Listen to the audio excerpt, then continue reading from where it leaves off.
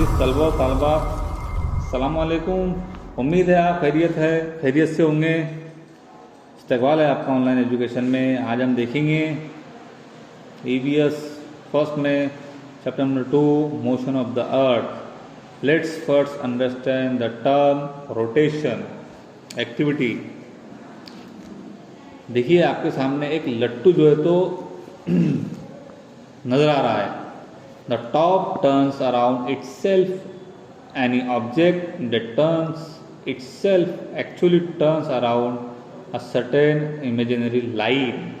लट्टू खुद के अतराफ घूमता है। कोई भी चीज़ जो अपने अतराफ घूमती है हकीकत में वो नज़र ना आने वाली एक लकीर के अतराफ घूमती है।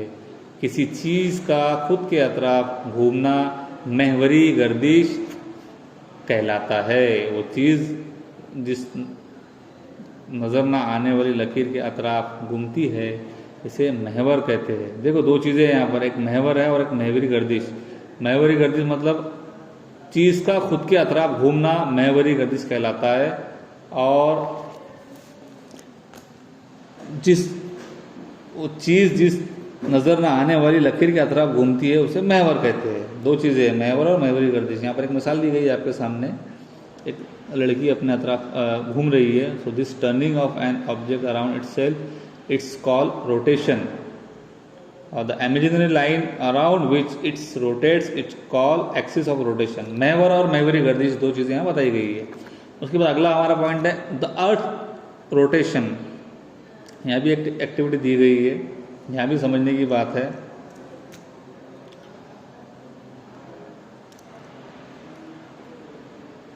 एक ग्लोब है, ग्लोब लीजिए, उसे घुमाकर देखिए वो किस लकीर के अतराफ घूमता है। देखिए अभी एक शाकोल लेकर तस्वीर में बताए हुए तरीके के मुताबिक ग्लोब के करीब पकड़िए। आप देखेंगे शाकोल और ज़मीन का महवर, ये दोनों लकीरें एक दूसरे के जरिए एक दूसरे के साथ जाविया बनाते हैं, यानी ज़मीन का महवर झुका हुआ है। ऐसे झुके हुए महवर की हालत में ही ज़मीन घूमती रहती है। आपको सामने नज़र आ रही है, देखिए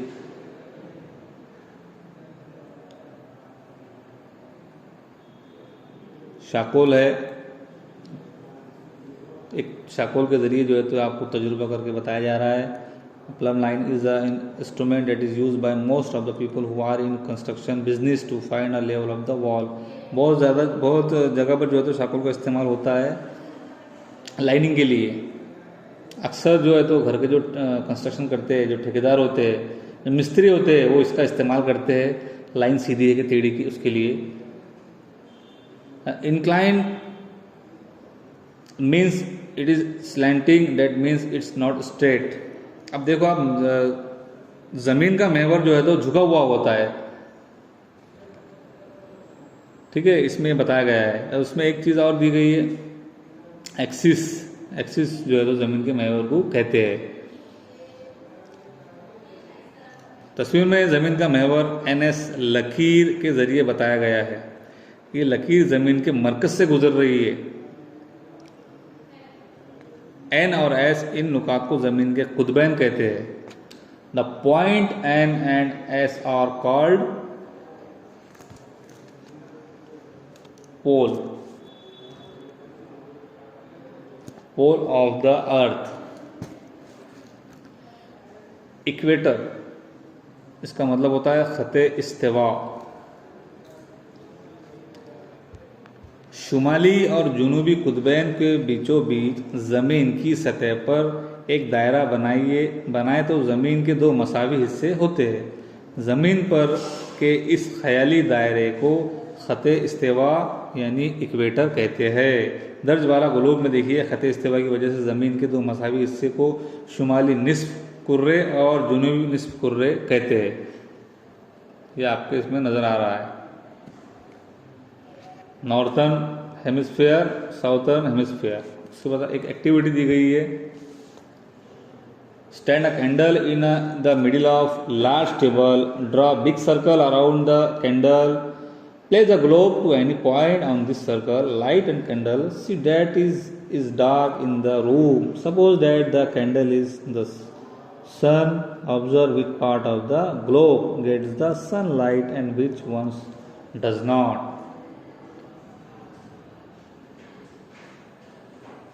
देखिए, ग्लोब के कौन से हिस्से पर रोशनी पड़ती है और कौन से हिस्से पर नहीं पड़ती, ये मुशाहिदा करने की बात है। ग्लोब के कुतुब की शुमाल की जानिब से देखिएगा, घड़ी की सुइयों के मुखालिफ सिमत में घुमाइए। हमारी ज़मीन भी खुद महवर पर इसी सिमत यानी मगरिब से मशरिक़ की तरफ घूमती है। ग्लोब की मुख्तलिफ हिस्से बिलतरतीब उजाले की जानिब आते हैं और इसी तरतीब में उजाले से दूर हो जाते हैं। उसके बाद है सनसेट एंड सनराइज एक्टिविटी दी गई है। यहाँ पर एक लाल रंग की टिकली सितारा लीजिए, इसे ग्लोब पर चिपकाइए। ऊपर के तजुर्बे की तरह ही ग्लोब और मोमबत्ती लेकर तजुर्बा करना है। ग्लोब को घड़ी की सुइयों की मुखालिफ सिमत में घुमाइए। लाल टिकली पर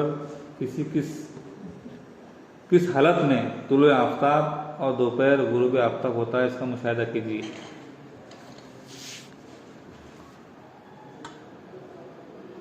लाल टिकली पर एक बार तुलुए आफ्ताब होने के बाद दोबारा तुलुए आफ्ताब कब होता है, ये देखिए। आप देखेंगे कि जब ज़मीन का अपने महवर पर एक चक्कर पूरा होता है, यानी एक महवरी गर्दिश पूरी होती है, तब लाल टिकली पर दोबारा तुलुए आफ्ताब होता है।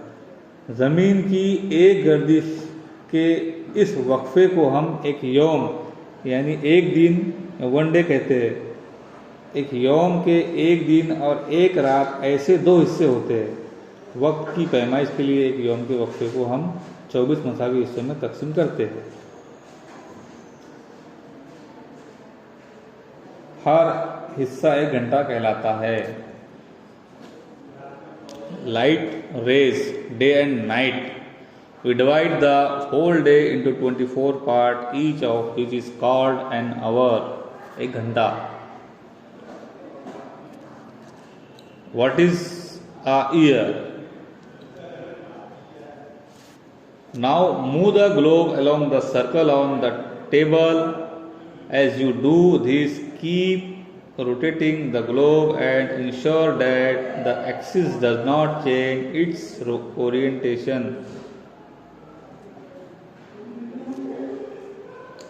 इसी तरह ज़मीन भी अपने महवर घूमती है। घूमती हुई सूरज के अतराफ गर्दिश करती रहती है। ज़मीन को सूरज के अतराफ एक चक्कर लगाने के लिए जितनी मुद्दत दरकार होती है, उसे साल कहते हैं। एक साल में तकरीबन 365 दिन 6 घंटे होते हैं। The period of time the earth take to complete the revolution around the sun is called 1 year. 365 days and 6 hours in a year, a leap year. Leap year के बारे में आपको पता है। Leap year in the Gregorian calendar the year is taken to have 365 days. It means that is count 6 hours less every year. That makes 24 hours or 1 day in every 4 years. हर साल में 6 घंटे कम माने जाते हैं, यानी 4 साल में 24 घंटे या एक मुकम्मल दिन कम हो जाता है। इस दिन को ग्रेगोरियन कैलेंडर में हर चौथे साल फरवरी महीने में एक जायद दिन जोड़ा जाता है। इस साल फरवरी महीना 28 दिन की बजाय 29 दिन का होता है। वो साल लीप ईयर कहलाता है या लीप साल कहलाता है, जिसमें जो है तो फरवरी का महीना 29 दिन का हो। अगला पॉइंट है हमारा चांद की शक्लें।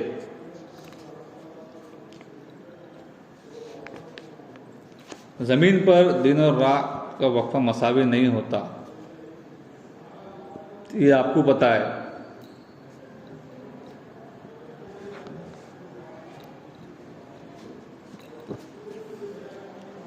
उसके बाद में फेजेस ऑफ द मून, चांद की अलग अलग सूरतें। चांद ज़मीन के अतराफ गर्दिश करता है और ज़मीन सूरज के अतराफ गर्दिश करती है, लेकिन ये दोनों महवर एक दूसरे से गुजरते हैं। इसलिए सूरज, चांद और ज़मीन हमेशा एक ही कतार में हो ऐसा नहीं, हमें चांद का ज़मीन के सामने का निस्फ हिस्सा नज़र आता है, यानी ज़मीन पर से हमें हमेशा चांद का एक ही रूप नज़र आता है। चांद बजाते खुद रोशन नहीं, सूरज की रोशनी चांद पर पड़ने की वजह से वो हमें ज़मीन से नज़र आता है। On a full moon night we see the entire side of the moon that faces the earth. On a new moon night we can not see any of it. पूर्णिमा से अमावस तक ज़मीन से चांद का नज़र आने वाला रोशन हिस्सा छोटा होता है। अमावस से पूर्णिमा तक चांद की शक्ल दोबारा बढ़ती जाती है। ये यहाँ पर चांद की मुख्तलिफ शक्लें जो है तो हमको अलग अलग डे 1 से लेकर डे 29 तक आपको बताया गया है कि एक दिन का चांद कैसा रहता है, दूसरे दिन का चांद कैसा रहता है, तीसरे दिन का चांद कैसा रहता है, और अलग अलग जो है तो चांद की तस्वीरें बदलती है।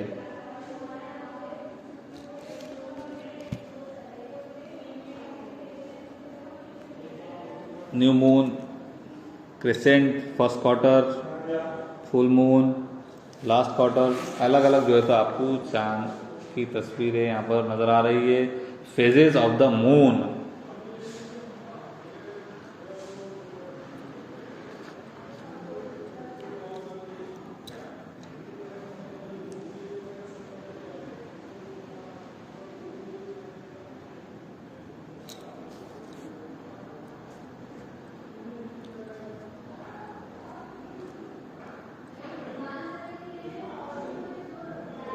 always remember the rotation of the earth gives rise to day and night.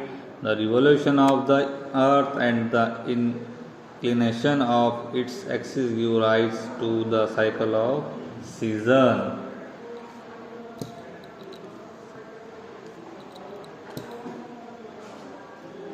ज़मीन की मदारी गर्दिश की वजह से दिन और रात वाक़े होते हैं। ज़मीन के झुके हुए महवर और ज़मीन की महवरी गर्दिश से मौसमी चक्कर पैदा होते हैं। ये बात आप ज़हन नशीर रखिए प्यारे बच्चों। जो मौसम बदलते हैं, जो दिन बदलते हैं, उसके बारे में आपको यहाँ समझा दिया गया है। सबसे पहले हमने देखे महवरी गर्दिश, ज़मीन की महवरी गर्दिश, तुलु आफ्ताब, गुरु आफ्ताब, उसके बाद लीप साल, चांद की शक्लें। तो इस तरह आपको इसमें बताया गया है। उम्मीद है समझ में आया होगा।